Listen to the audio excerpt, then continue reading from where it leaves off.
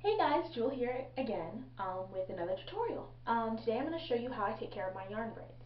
Now yarn braids are the exact same thing as regular extensions, only they hold more moisture, so therefore your hair stays better moisturized, and you use actual yarn. Now when you're braiding yarn braids, make sure you use acrylic and not wool yarn, because wool yarn will lock into your hair and you will have to cut it out, so that will be terrible if that happens.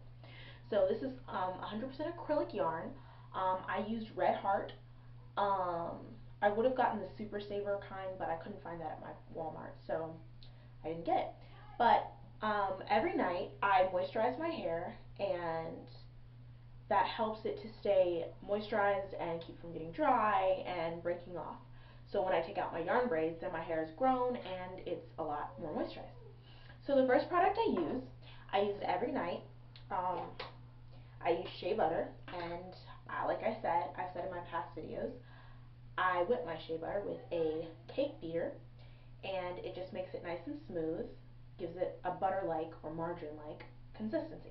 So first I take my fingers and I just rub it in there, and then like there's about that much on my fingers, and then I put it on my other hand as well.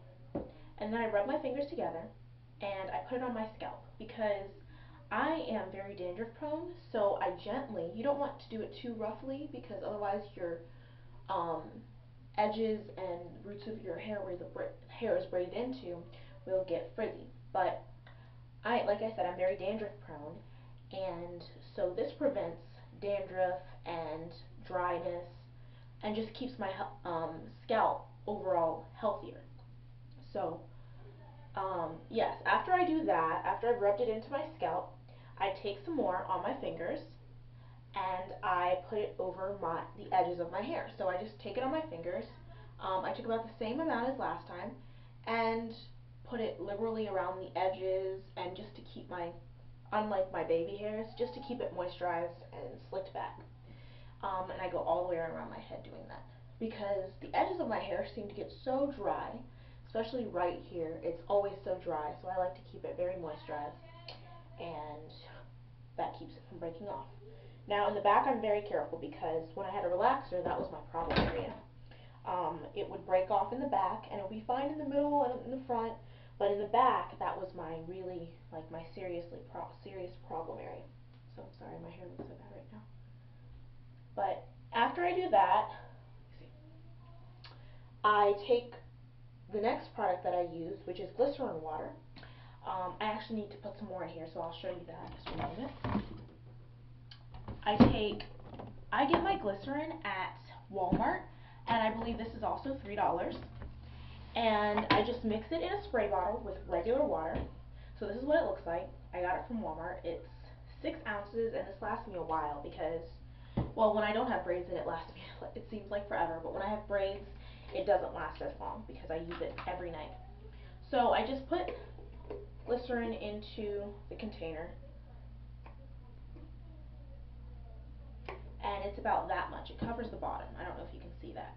Okay, so then the rest is water, and then I fill it up with water. And then I shake it up. And I spray that all over my hair. So I take one section and I spray it all over my hair, and like make it almost not soaking wet, but damp. Like you've dried off your hair and it's still moist. So I'm going to show you. I take one, like, I split my hair into basically fourths, and I just spray it really, really a lot. That was weird, really a lot. I spray a lot. I just keep going. I don't know if you can see, but it's like getting really, like, yarn, when it gets moisturized, you have to rub it in, because otherwise it just sits on top of it, and eventually it'll soak in, but it goes quicker when you rub it in yourself. When you've put a lot on on yarn braids, it actually almost turns them gray. Well, for black yarn anyway, that's all I've used, but it turns them almost gray. And that's how I know I've gotten a nice amount. And I like to spray a lot. Like, I know you can tell, but this keeps my hair moisturized, and my ends especially. Like, my hair ends about like there, or maybe like there. So that's how long my hair is, but that's where I concentrate the glycerin. So I keep rubbing it through it, and I do all 4 sections. Alright, now that I've done all 4 sections, I'm going to go on to my next step, which is putting conditioner in my hair. Again, I'm concentrating on the very tops of my hair and the roots, because that's where my actual hair is. So I'm going to take some of my hand. I use Suave Naturals. It's a very cheap conditioner. I got it at Walgreens. This was 2 for $3, so I got 2 of these, and they lasted me about a month, I believe. I use conditioner for co-washing, which is washing your hair with conditioner, because my hair is very dry, is almost always dry, so that helps to keep from stripping the moistures out of my hair. So yes, if your hair is very dry, look into co-washing, because conditioner has some of the same cleansing properties that shampoo does. The only difference is it doesn't have sulfates, which strips your hair of all natural oils, which is good when you're clarifying, but not when you've just done a deep conditioning treatment and you're trying to wash it out, or just on a regular basis, especially for natural hair. So as you can see, I'm concentrating on the tops of my hair, where my actual hair is, and I'm running it all the way down. Okay, it keeps my yarn braids nice and smooth as well. So I'm just going to do this throughout my hair. Let me show you one more time. I took about this much, because my front sections are usually larger.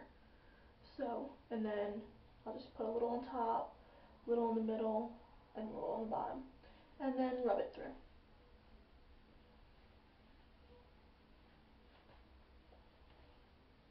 And if it's concentrating in one spot, you can just use your fingers to break it up some, or you can add more. More conditioner is never bad. If you get too much, don't worry about it.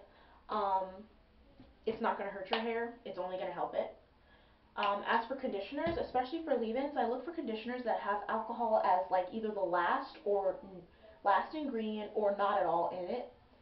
And I also look for conditioners without silicones, which is anything ending in cone, it's most likely a silicone. So a lot of naturals, I use Tresemme, I do, but it does have silicones.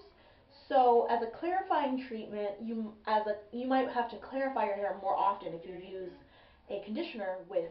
Okay, so the final thing I do in my hair is another dandruff prevention step I take. I take some conditioner on my fingers and I rub it on my scalp as well. And it also moisturizes the new growth that I may get, and keeps my hair soft and just really pretty.